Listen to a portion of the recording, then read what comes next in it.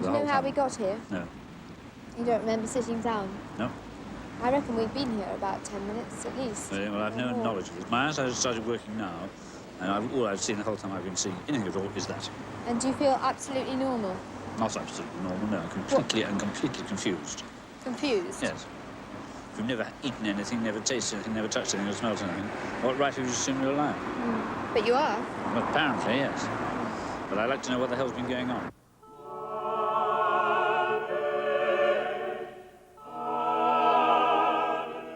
Clive was an outstanding musician.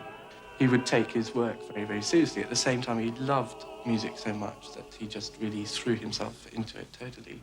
Clive was a musician of enormous integrity.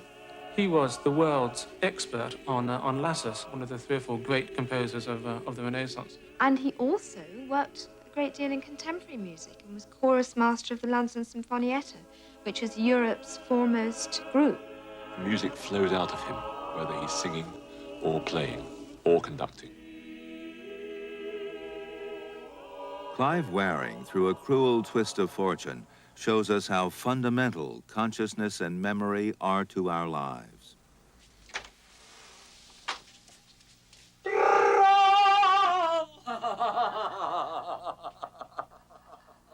Well. Isn't that a surprise? It's a smashing surprise. Why have I not seen you before?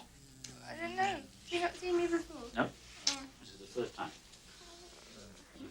Are you pleased to see me? Oh, bet I am. There's nobody else I care about in the world as a whole. Oh, darling. So how are you feeling this morning? I'm conscious for the first time. It's the first time I've seen anybody at all. Not been conscious before? No. I've been here before this I morning. haven't seen you before. No, you haven't? No. I've not seen anything at all before. Been completely blind the whole time. No taste at all. This is the first taste I've had. That's the first coffee you've had? Yes. Cheers. Cheers. And how are you seeing things?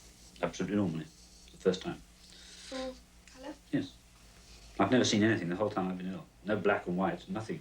Do you remember me arriving? No. I don't remember any arrival at all. I don't remember writing any of that at all. Nothing to do with me consciously. It's been unconscious writing. What are you doing here? Well, I don't know, presumably playing patience, but I mean, that's the first time I've seen any cards. Is it? Yes. Do you remember starting the game? Yeah. It all started with a headache.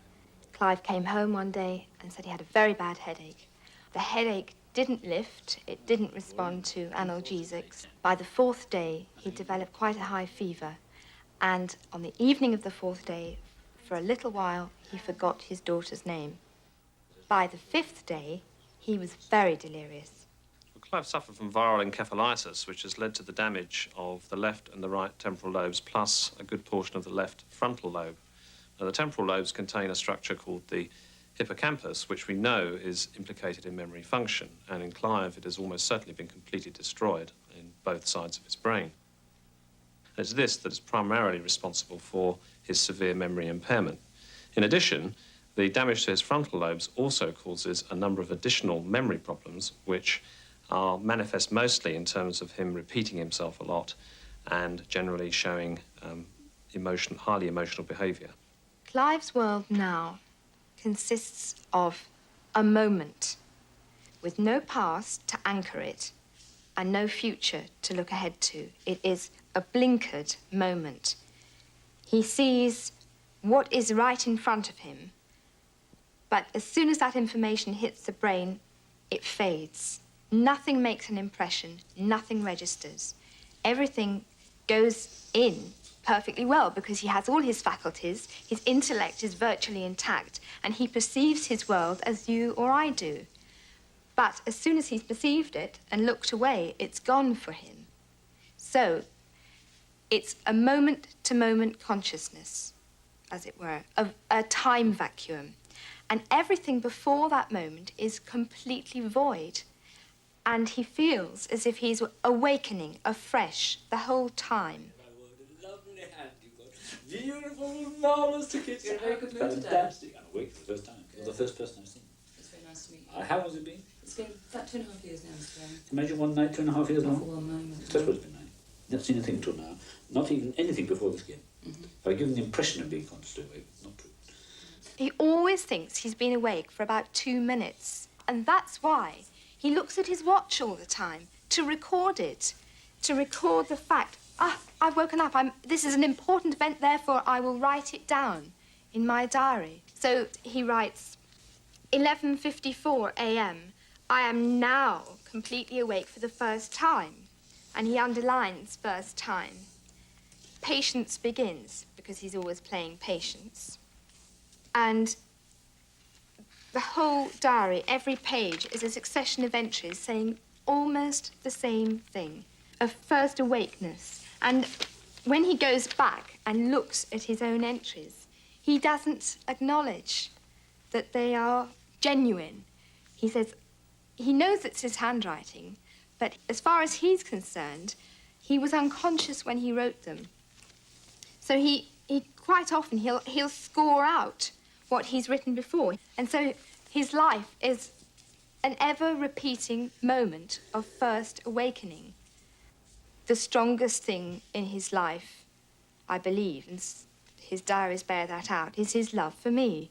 And that's absolutely raw. And each time I walk into that room, it is as if it's the first time he's seen me for years. Good heavens above!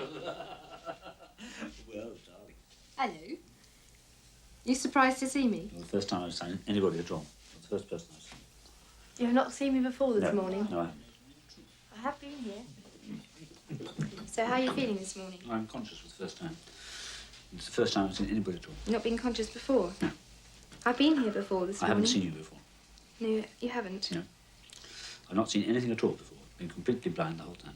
Don't remember me arriving at all? No. No, I don't remember that you were arriving at all. No. No idea at all. But do you know who I am? Or do you kiss all women like that? I, of course, love you. You know I love you. I don't kiss anybody Yes, else. I do know. I do know. You've written it all over your diary. Look. Hmm? I bet you that if I look to see what you've written... No, you haven't mentioned me on that page.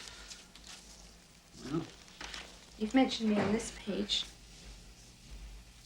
My first thought, I adore Deborah for eternity. That's right. People's entries in the diary are rubbish. What does that mean? I've no idea. Did you write that? I've no conscious knowledge of it at all, no. You're showing it me now for the first time. But is it your handwriting? Yes, it is. But I know nothing about it at all. So how do you think it got there? I don't.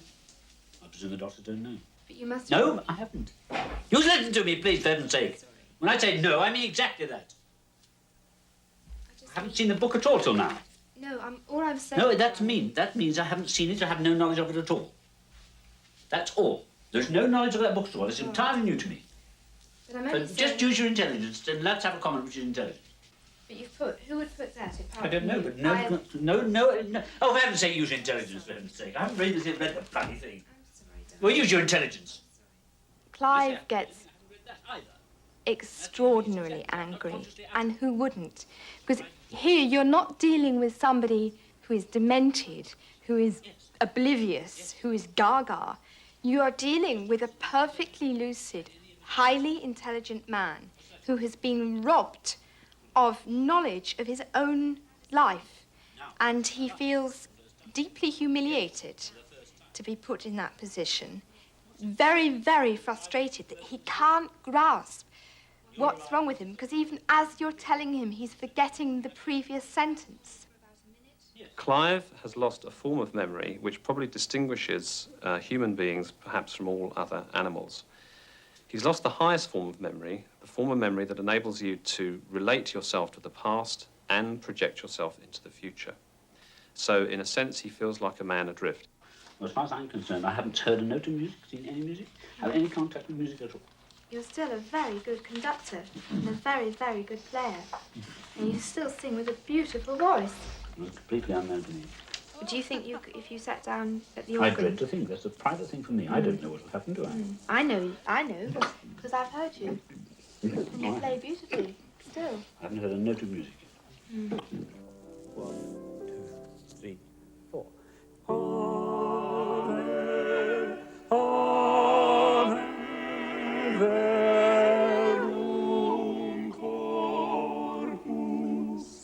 No.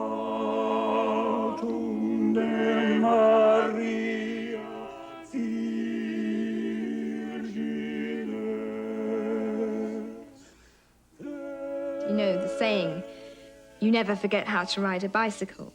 Well, to Clive, singing, playing, sight reading, score reading music is as automatic as riding a bicycle or eating a meal or getting dressed. It's an ingrained skill. It's something you never forget.